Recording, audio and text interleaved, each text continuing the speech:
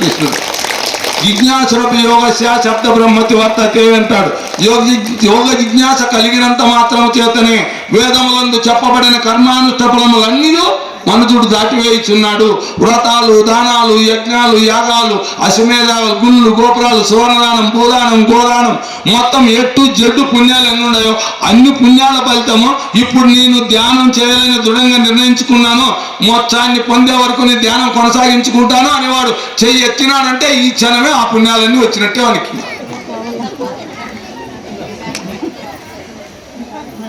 వాళ్ళకి ఏమి రాదు. మేడం అంట నువ్వు ఎత్తిస్తాను నేను చెప్పేది లోపల నుంచి రావాలి. అది చేస్తాను లేదని నేను చేస్తాను అనుకోని నువ్వు అడిగాయి భగవంతుడు నీ వైపు 99 అడుగులు వేసుకొని వస్తాడు, నిన్ను దగ్గరికి తీసుకుంటాడు, ఆ పుణ్యాన్ని నీకు ప్రసాదిస్తాడు. ఎందుకు కాదంట?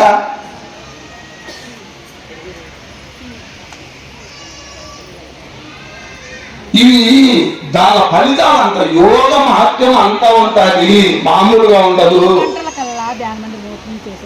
ఇది శాస్త్రం మనకి ఇంత బల్లబుద్ధి చెప్తున్నా సాక్షాత్తుగా భగవంతుని ఎన్నాళ్ళు చేస్తారు పూజలు, ఎన్నాళ్ళు చేస్తారు వ్రతాలు, ఎన్నాళ్ళు చేస్తారు యాగాలు, యజ్ఞాలు. ఇంత డైరెక్ట్ రూట్ పెట్టుకొని అంటే ఇదేమో డైరెక్ట్ రూట్ ఉంది. ఎందుకు రాలేరంటే ఈ మాట వినపడతానన్నా మనకి ఏదో పూర్వజన్మ సంస్కారం ఉండాలి. కూర్చోవడం కూడా సాధ్యం కాదు. ఊరికే కూర్చుండేదిగా ఊరికే కూర్చొని కనీసం నీ శబ్దం వింటానే నీకేమీ నీకు అర్థం కాకపోయినా కూడా ఇక్కడ కూర్చోవడానికి కూడా ఎంతో సంస్కారం ఉండాలి. డైరెక్ట్ గా ఇంకా పుల్లు నిండలేదేమో, 7 రోజు 6 రోజుకు నిండుతారు. ఎత్తంటే అప్పుడు లేస్తాయి చూడు, స్ప్రింగ్ లేసి లేస్తాయి.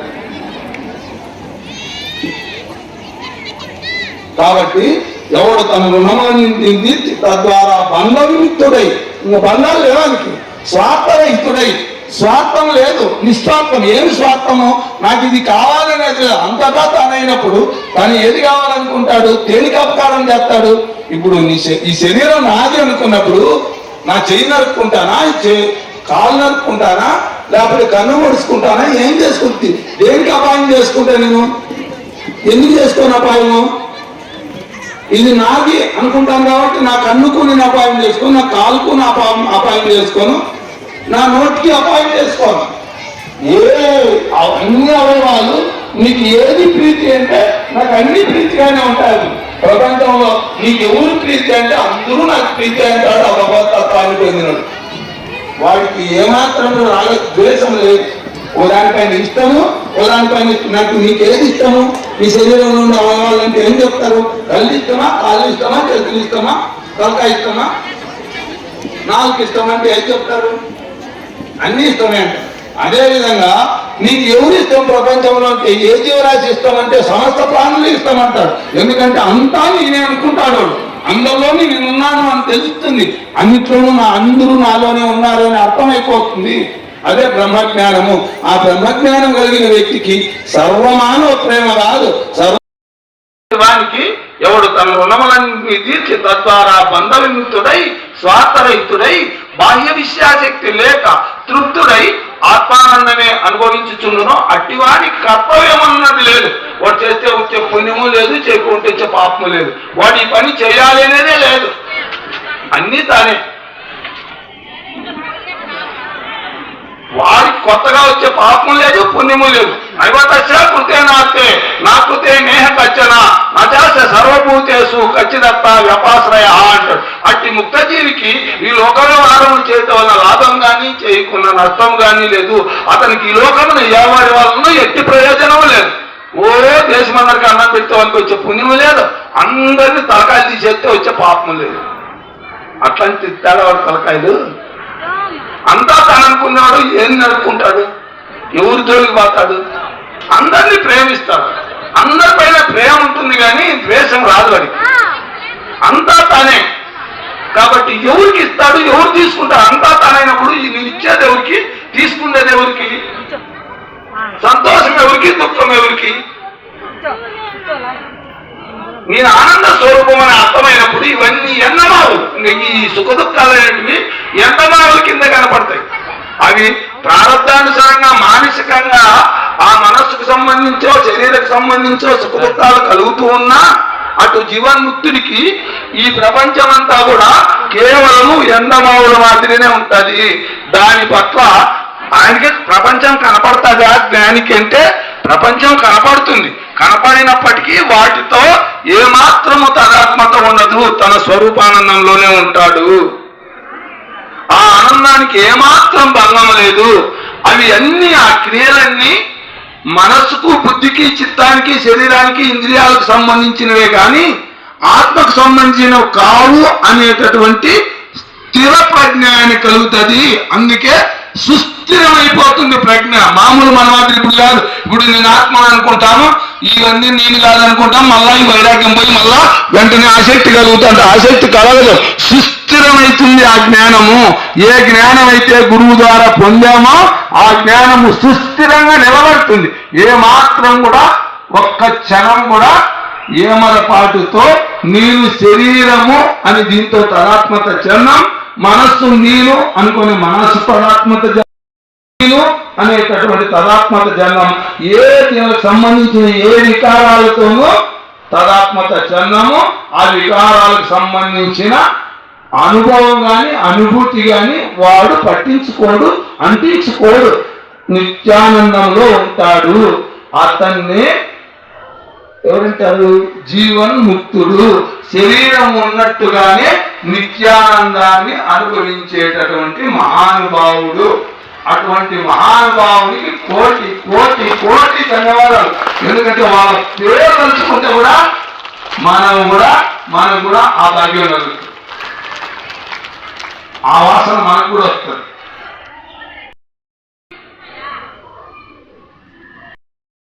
కృష్ణుడు చెప్తాడు, ఏమంటాడు? నమే పార్థాస్తి కర్తవ్యం త్రిశ్లోకేషు కించన నానవాప్తమవాప్తవ్యం వర్తయేవచ కర్మని.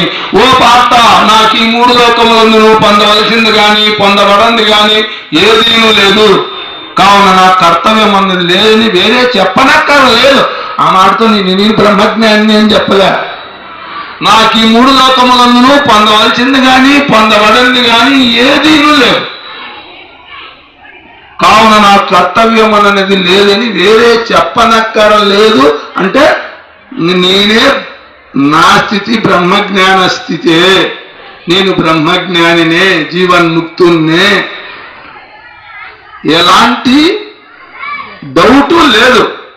నువ్వు పక్కనే ఉన్నా, కృష్ణుడు పక్కనే ఉన్నాడు, పల్లాపొల్లు తిరుగుతుంటాడు, తింటాంటాడు, కూర్చుంటాంటాడు, తిరుగుతా అంటాడు. అయినా కృష్ణుడు బ్రహ్మజ్ఞాని ఎట్లుంటాడు? కృష్ణ అంటాడా? ఎట్లుంటాడు? ఈ మాటతో అర్థం చేసుకోవచ్చా లేదా? నేను బ్రహ్మజ్ఞాని అని చెప్పాలా? చెప్పాల్సిన అవసరం, ఈ మాట చాలదా అంటే ఇతనికి కూడా వాళ్ళ డౌట్. ఇంత బ్రహ్మజ్ఞాని అయితే ఇంతమంది గోపికలు ఏంటి కబ్బా, ఇంతమంది పెన్నాములు ఏంటి కబ్బా, ఇంతమంది పిల్లలు ఏంటి కబ్బా, మళ్ళా వీళ్ళు శత్రులు, వాళ్ళ దృష్టులు, ఇల్లు శిష్టులు, ఈ ఆలోచనలు ఏంటి కబ్బా. ఇవి కృష్ణుని విషయంలోనే కాదు, ప్రతి సద్గురు విషయంలోనే వస్తాయి. ఏ సత్యం తెలిసిన ఏ మహానుభావుని విషయంలో అయినా ప్రతి మనిషి ఆలోచిస్తాడు పక్కన. ఎందుకంటే అటువంటి స్థితప్రజ్ఞ, అంత విఘ్నుడైనటువంటి అర్జునుడే పోతా పడ్డాడంటే మన కోటలో పడుకోకుండా అవకాశం లేదు. అందుకే ఇట్లాంటివి విన్నప్పుడు మనకు అర్థమవుతుంది, ఓహో. ఏమంటాడు? నమే పార్థాస్తి కర్తవ్యం ఇది శ్లోకేషు కించన నానవాప్తమవాప్తవ్యం వర్తయేవచ కర్మని. ఓ పార్థ, నాకు ఈ 3 లోకములను పొందవలసింది కానీ పొందబడింది కానీ ఏదీనూ లేదు. కావున నాకు కర్తవ్యం అనేది లేదని వేరే చెప్పనక్కర్లేదు. అంతా నిన్ను నిపుణీకృతమైందా? నాకు కావాలనేది ఉంది, వద్దనేది ఉంది, అంతా నేనే అని ఎవరన్నారు? ఎవరనొచ్చు? కృష్ణుడేనా అనేది మనం అనలేమా? మనకు కూడా జ్ఞానం ఇచ్చినప్పుడు మనం కూడా తింటాం. కృష్ణుల్లో ఏ చైతన్య స్వరూపం అయితే ఉందో మనలో కూడా అదే చైతన్య స్వరూపమే ఉంది. ఆ భగవంతుడే ఉన్నాడు. కృష్ణుల్లో ఎక్కువ లేదు, ఆ చైతన్యం మనలో తక్కువ లేదు. మనకు అజ్ఞానం ఉంది, ఆయనకి జ్ఞానం ఉంది. ఆయన జ్ఞానంతో స్వరూపానందం గుర్తించినాడు, మనం గుర్తించలే. గుర్తిస్తే మనము అదే లెవలే, ఆ పరబ్రహ్మంలో మనం కూడా కలిసి ఆ పరబ్రహ్మంగానే ఉంటాము. అద్భుతంగా యోగాల గురించి చెప్తూ వస్తారు. అంత కళ్ళు మూసుకుంటారు.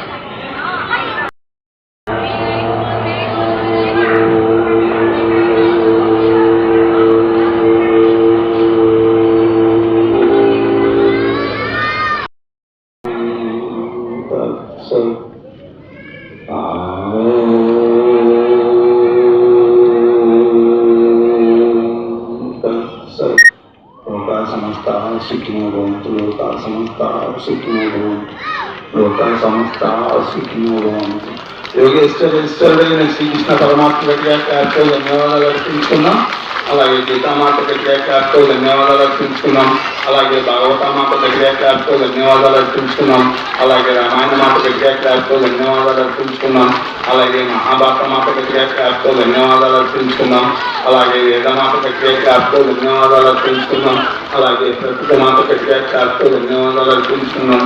అలాగే ఉపనిషత్తుల గారికి ధన్యవాదాలు అర్పించుకున్నాం. అలాగే బ్రహ్మసూత్రాల గారికి ధన్యవాదాలు అర్పించుకున్నాం. అలాగే హర్ష భగవాను గట్టిగా ధన్యవాదాలు అర్పించుకున్నాం. అలాగే శుభ భగవాను గట్టిగా ధన్యవాదాలు అర్పించుకున్నాం. అలాగే శంకర భగవాను గట్టిగా ధన్యవాదాలు అర్పించుకున్నాం.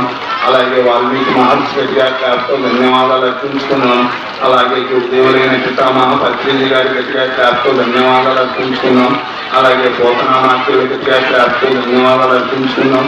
అలాగే గులోక, సూక్ష్మలోక, కారణలోక, మహాకారణలోక మాత్రం అందరికీ గట్టిగా ధన్యవాదాలు అర్పించుకున్నాం. అలాగే ఆత్మస్వరూపులైన చేసిన అందరికీ గట్టిగా ధన్యవాదాలు. అలాగే మనకి ఈ శరీరాలను ప్రసాదించిన తల్లిదండ్రులకు గట్టిగా క్లాప్స్. అద్భుతమైన జ్ఞానాన్ని వివరించి వెళ్ళిన శ్రీ గోపాలరెడ్డి సార్ గారికి మనం హృదయపూర్వకంగా ధన్యవాదాలు తెలుపుతున్నాం. శ్రీమద్ భగవద్గీత ధ్యాన జ్ఞాన సప్తాహంలో 3వ రోజుకి గట్టిగా క్లాప్స్ ద్వారా ధన్యవాదాలు తెలుపుతున్నాం. అలాగే ధ్యానం గురించి అత్యద్భుతమైన ధ్యాన యోగం గురించి శ్రీమద్ భగవద్గీతలోని సారాంశాన్ని మనకు అందించిన శ్రీ గోపాలరెడ్డి సార్ గారు మనకు అందించినాడు. అక్షర సత్యాలని శ్రీకృష్ణ పరమాత్ముడు అర్జునుని అడ్డపెట్టుకొని మనందరికీ బోధించాడు. మనందరము కూడా ఇది గంటలు కూర్చోవాలని కాదు, వసతి ఉన్న వాళ్ళు 2 గంటలైనా కూర్చోవచ్చు. ధ్యానానికి ఎలాంటి నియమ నిష్టలు కూడా లేవు. కుల మత మార్పడి అస్సలే కాదు. మన జీవితంలో మన పనుల్ని, మన డ్యూటీల్ని చేసుకుంటూ కూడా ఒక భాగంగా మనం జీవితంలో ధ్యానం చేసుకోవచ్చు.